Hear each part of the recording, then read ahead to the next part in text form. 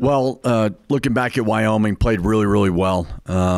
Offensively, defensively, rebounded the ball plus 16. Did a great job in the second half of not turning the ball over.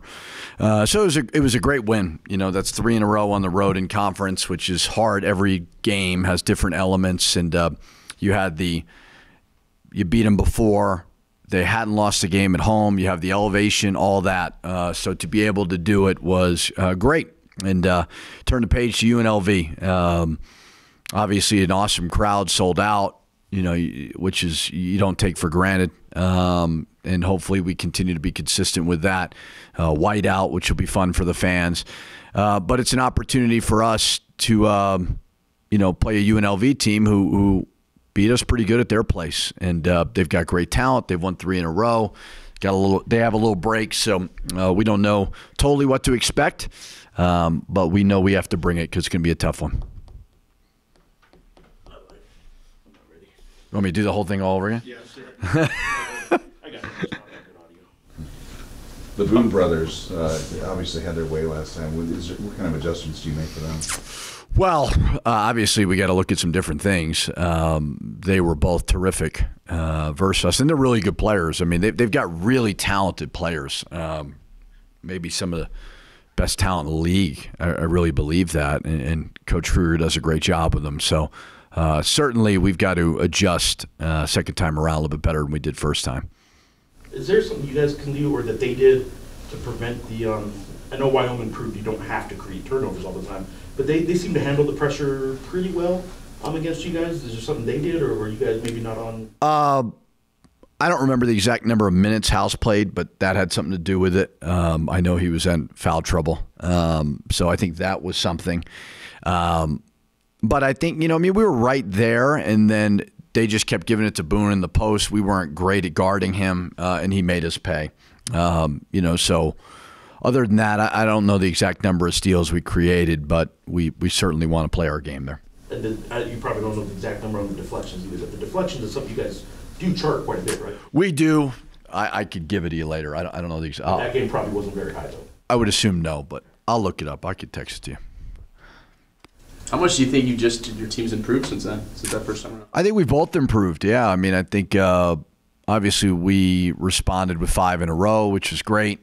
After we had lost to them, they had a bad loss versus Air Force, and they've responded with 3 in a row. So, the season ebbs and flows, but I think more than anything, you just try to get better, and I think we're both better.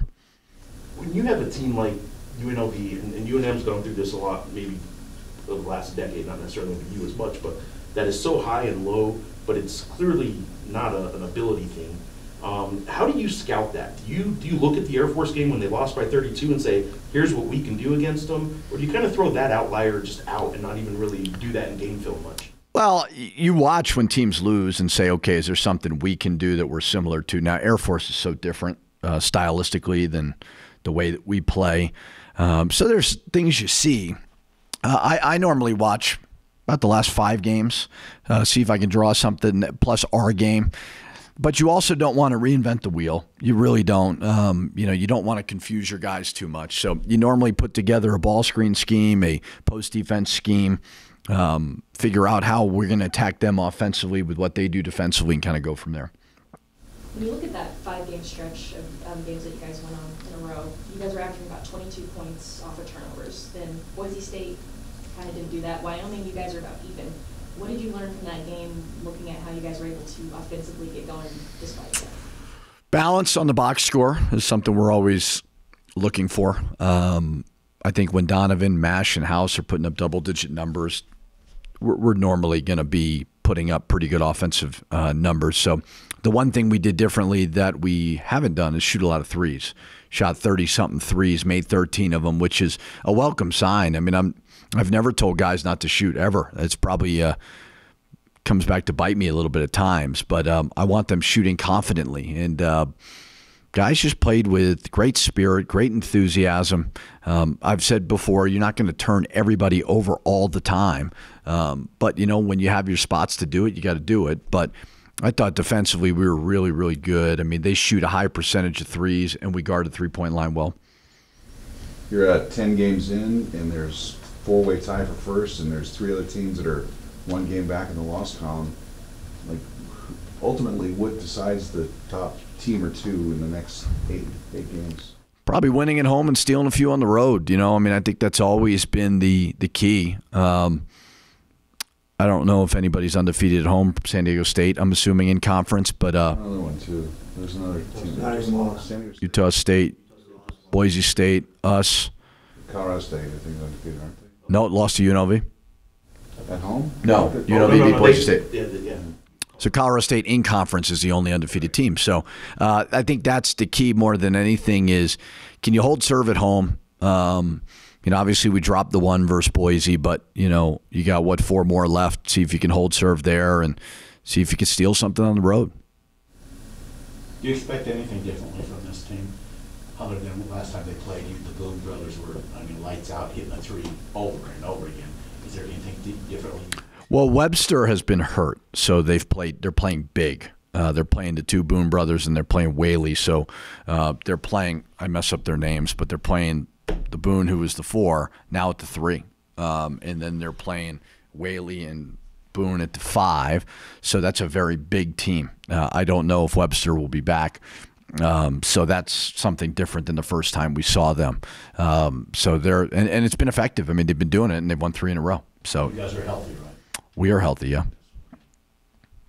Did you ever look at the bracketology stuff? Just kind of read that? Yeah, a little bit. I mean, I'm curious as to, you know, I made the joke about the rankings and stuff, but I'm just more curious about all the metrics. And so, yeah, it normally pops up on your Twitter feed or whatever. But I think, you know, too, like, okay, here's where you're at now, but it could all change, good or bad, in a week. It seems inevitably, though, that for whatever reason, they're always putting New Mexico as a 9 seed, maybe even a 10, whereas some of these other teams are a 5 or 6 in the conference. Does that ever kind of get under your skin a little bit? No. I mean, we'll see if we're in position for that in a couple of weeks. But no, I'm more just curious as to kind of what they think and where we're at and everything like that. Jalen this week named Naismith finalist for, or on the watch list anyway, Naismith Defensive Player of the Year. Surprised at all that he got that recognition? Well, I didn't know what the award was. I'm not, you know, top 15, obviously. That's great. You know, I mean, obviously, they don't give out awards in the middle of the season. But to be on that watch list, he deserves it, I would say. I mean, I think if everything goes kind of hopefully according to plan, he's Defensive Player of the Year in the league, I would assume. Gets a lot of steals. He's been fundamentally more sound, I think, this year than last year. You know, when he first got here, it was kind of hard to predict when he was going to gamble. Now there's more of an understanding of when he's going to go versus not. And I mean, teams are starting to game plan. I keep equating it to, you know, a quarterback or an offense coordinator not throwing at a certain guy, right? I mean, like, that's what Jalen is right now, is teams are adjusting. They're not wanting to bring the ball up versus him, which is great. I mean, and that's something we don't take for granted. You credited him for being more fundamentally sound and kind of picking his spots a little more. I'm curious how much of that is because he has some shot blockers in the back of him that he can do that a little more, or if it's really him just being kind of wiser about when to do it. I think he's being wiser about what he's doing. Yeah, I think he's learned from it a little bit. I mean, you know, I remember year 1, it was challenging to kind of, because you want to let him go. I mean, you do. I mean, I remember when we took him on the transfer, I called Coach Hurley over at Arizona State, and he said he can change a game defensively. That's what he said. And he can. But there's times where I think this may fit a little bit better because we scrambled a little bit more this year than last year. But, yeah, we want him. I think he's been really good lately in not getting in foul trouble and being able to do it as well. Where in the stretch when we played UNLV, he was running into that issue a lot. See a guy, you tell other players, oh, you should play defense more like Jalen. Yeah, I do. I said it yesterday. I won't say who about, but he's also an elite level defender. I mean, elite. But it's when you can learn from guys like that. Like, of course, we got a lot of film to show our guys of what being disruptive on the ball is all about. Be more like Jalen. There's people around this league that are like, what? Yeah. Do you like the fact that you have a guy that is such a just 10 teams in this league just can't stand Jalen House? I think the more coaches go against Jalen House, they know he's a really good person. they'd love him on their team. I think at first, if you don't know him, maybe a non-conference game, you'd say that. But I bet you if you asked any coach in the league, they would say they have great admiration for Jalen. Jalen is, for one, he's a great person, and that matters greatly. But he may get a little wacky at times with celebrating and so on, but I think all the coaches know it's out of a place of respect. It really is. And he'll be the first one to tell you, after the game to shake your hand and say great game and all that. So I think there's a high level of respect for him. You just got to get to know him a little bit. It's like a coach's answer. Fans hate him. Well, opposing fans hate me. I mean, that's the way it works. That's part of the deal. Chiefs or 49ers? Well, I don't gamble, but if I had to gamble, how do you go against the Chiefs? I think the 49ers are the more talented team, for sure.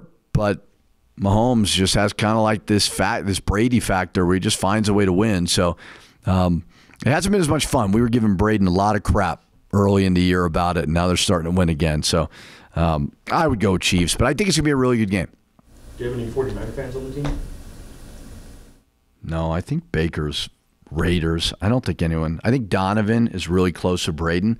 So just to annoy Braden, he's a 49ers fan. That's my guess. You think not having any 49ers fans on the team might be a problem? You make up for it for everybody else. Anything else? Thanks, Coach. Actually, I will ask you something else. Pizza. Like, seriously. I never ridiculed pizza. No, you did. I have the text messages to prove it. I got some. You said basically you're an outsider. You don't know what you're talking about. Go back to the East Coast. But it's actually funny. It's actually amazing that story came out right after. But I do love the pizza in this town, and I've talked about it probably too much. All right. Thank you.